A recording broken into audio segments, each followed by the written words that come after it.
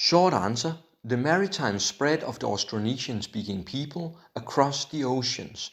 Austronesian is the overarching term for the languages and peoples that cover insular Southeast Asia, the Pacific and even Madagascar. The largest subgroup being the languages of the Philippines and the Malay in Malaysia and Indonesia.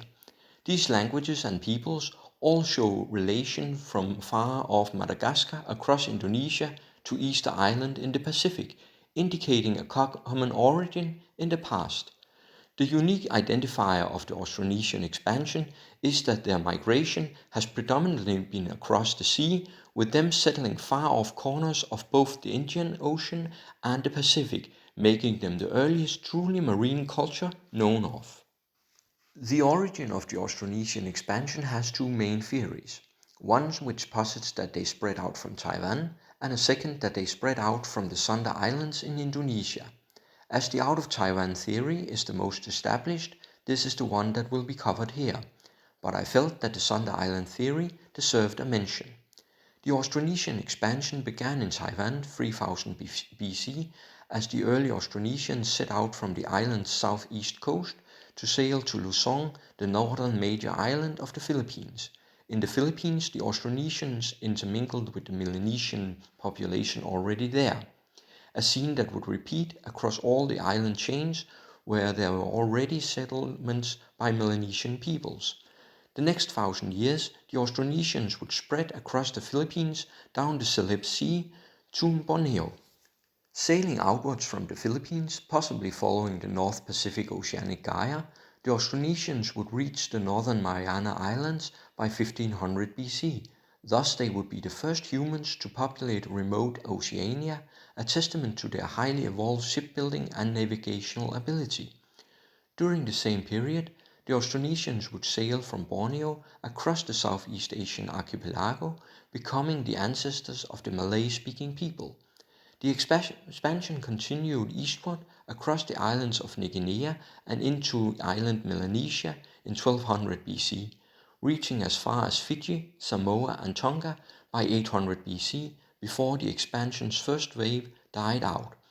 In the west, across the Indian Ocean, the advanced Malay cultures would establish a trade network with South Asia and India. They would reach as far as Africa, with Madagascar today retaining Austronesian speakers related to those of Kalimantan and Sulawesi in Indonesia. A significant marker of the Austronesian expansion is the spread of domesticated plants across the settled area.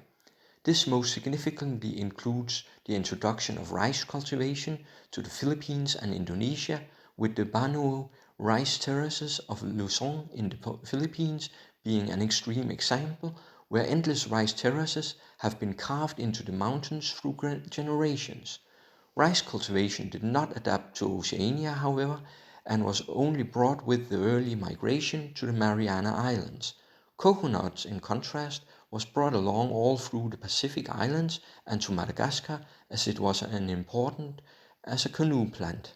The coconut palm was quite simply the source material for the very canoes that brought the Austronesians so far across the waves. As an added bonus, the coconut was also a source of food, and the nut was easy to store and transport over the sea. Other plants shared are bananas, breadfruit, yams, and in Polynesia the sweet potato, indicating contact with the Americas.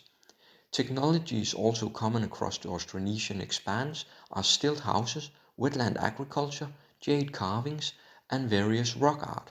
Especially rock art and structures can be found in surprising places, like the Moai statues on Easter Islands and the stone city of Nan Madol in Micronesia, indicating a large and prosperous culture there. This city has inspired many lost continent theories like Mu and Lemuria. But the most important technological aspect of the Austronesians is of course their ships and maritime prowess. Austronesian shipbuilding technology is heavily defined by catamarans, outrigger canoes, and trimarans, which are really double outrigger ships. The either double hull of the catamaran or supporting outriggers are an alternative way of gaining stability at sea, and especially under sail. It is an alternative to a keel or heavy ballast to counter heeling in the wind. The most common theory is that the catamaran developed first before outriggers from a basic raft with two buoyancy hulls. Then the outrigger developed from one of the catamaran hulls, as seen in the shown illustration. In support of this theory is that the Polynesians and far Micronesians do not have the trimaran, as they broke off before the development of the double outrigger. They do, however, have reversible outriggers to counterbalance when switching side to the wind. The trimaran has the advantage of allowing for much larger ships, where moving the outrigger would be too cumbersome.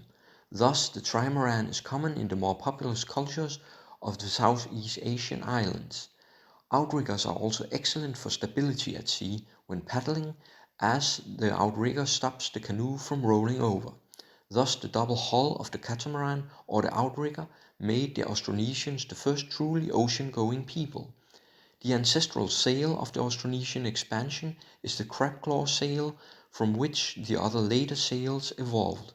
Thus it is safe to assume that the common origin sail is the crab claw sail. In this overview of Austronesian sail types, C, D, E and F are all examples of crab claw sails. As with most other elements of original and unique Austronesian seafaring, the crab claw sail differs from the sail types of other later seafaring cultures. The crab claw sail is triangular in its base, but the mast was not original to this sail type. The sail was rather fixed to two spars along the long sides of its triangular shape, and then raised with supports on the corner of the sail where the two spars met. Austronesian sails were usually made of plant fiber mats, like was the case for Chinese junk ships. As these fiber mats are not as strong as wool or linen, they require extra reinforcement. This was done with the spars by the Austronesians, and incidentally, this also made it possible to raise the sail without a mast. Having the broad part of the sail higher up meant that it could better catch the wind. It also meant, however, that they had greater risk of heeling, which made catamarans or outriggers more important. Also, the special construction of the crab claw sail and the symmetry of bow and stern of traditional Austronesian boats meant that they did not tack in the wind. Rather, they used a technique called shunting. In a shunt, the sail is unfixed from the bow and reversed to be fixed to what was the stern, while the steering oar is moved to what was the bow, effectively reversing the boat. This is also meant that it has no bad tack, sailing as well in both directions. These were the common native sailing technologies of the Austronesians, brought along in the first part of the expansion that ended in Fiji, Samoa and Tonga around 800 BC. A second expansion would start into Polynesia 1500 years later in 700 AD, which would be an expansion into the uninhabited Pacific. Stay tuned, as I will cover this second Austronesian expansion in my next video, What is the meaning of Polynesian Triangle?